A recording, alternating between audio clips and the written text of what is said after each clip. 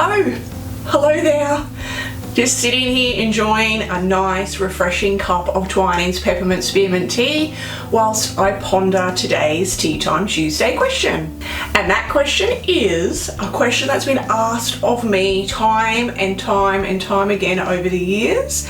How do I decide between spending time on academics or spending time on quality socialization?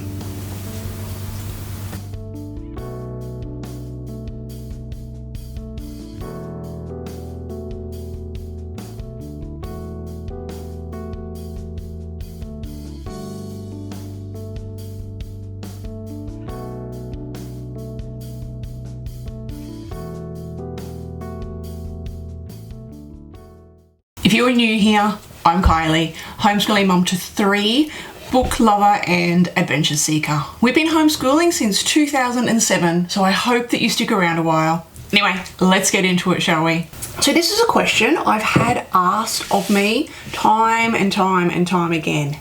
How do I choose between academics and socializing? Because this is a tricky one, and I do get that because there's that pressure on us as homeschool mums to ensure that our children's academic abilities are up to par. However, sometimes I feel that we can overlook our other responsibilities of homeschooling parents, and that is also that we have our children's social and mental well-being in our hands. And if our kids are at home feeling lonely, then no amount of academics is ever going to make up for that.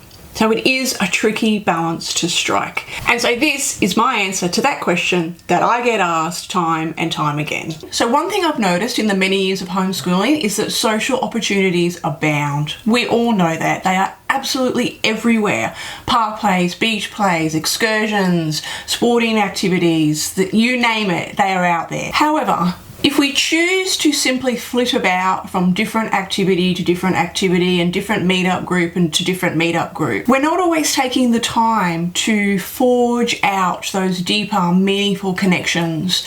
And a lot of the friendships stay just at a superficial level of just a familiar face when we go to the park that day, rather than someone who we genuinely call a near and dear friend. And so whilst socialization opportunities do abound in the home education community, I do feel that to form those really solid, meaningful, deep friendships takes a lot of work, a lot of time, a lot of effort, and a lot of that effort actually is on our behalf in those early days, spending our time online, seeking out possible connections for our children.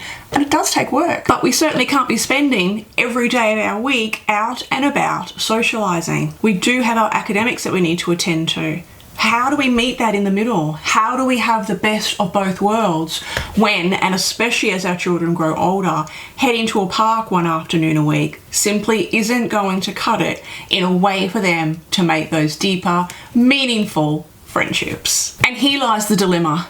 We can often be so worried about our children falling behind academically that at times we can miss that they may be falling behind in the friendship department. So this is when it's time for me to stand back and take stock of the overall situation. And this is something that I often have found I need to do periodically. My child's happiness and mental well-being will always come before our academic parts of our education. If my current situation tells me, and sometimes some of us are lucky and we have our children actually verbally tell us that they need and crave and want more time with their peers, and that is exactly what we will do. This is when I will carve out times in my week to ensure that we have regular outings and regular activities with other kids who would be potential friends for my children. And this is especially important in that very first year of homeschooling, when everything is new and scary and exciting. I strongly believe that spending that first 12 months with your number one focus on getting your social group happening, where you feel confident and happy and content, will pave the way for a more successful long-term homeschooling adventure. If children are beginning their homeschooling journey feeling as though they're all alone, it can potentially really affect the entire journey of home education. So in our first year, that is exactly what I did. I chose socializing every time over academics. Of course, I was lucky enough at that time to only have a 6-year-old, so we could knock out academics really relatively quickly. But over the years, I have, on many occasions, chosen socializing over academics. Because to ensure a holistic education, I believe that that is what I've needed to do for my children, and that everything should be placed as equal. There is not one activity that is more important than another. For me, completing a science lesson is no more important than my children creating strong bonds with others. How well connected we feel we are with those around us play such a pivotal role on our own mental health and how we feel about ourselves. And so after a period of time of focusing on socialization, now that doesn't mean that we're not doing academics. We most definitely are, but we'll just be doing less of it for that period of time. But after spending a period of time placing socialization as our number one priority, and once I can see that the children are more content, they have some firm, solid friendships, we can back off a little bit. We don't need to be out 3 or 4 times a week with other people.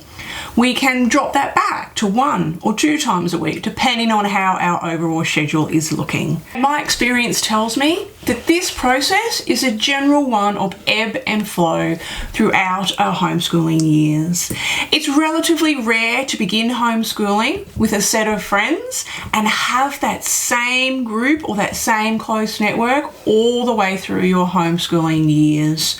People change, lives change, people move, they decide they no longer want to homeschool anymore. Of course, that doesn't mean that those friendships need to end, but they do change when you're not seeing them face to face on a regular basis. And this is exactly what happened to us a couple of years ago, where my daughter's best buddy in the homeschooling world had to move interstate with her family.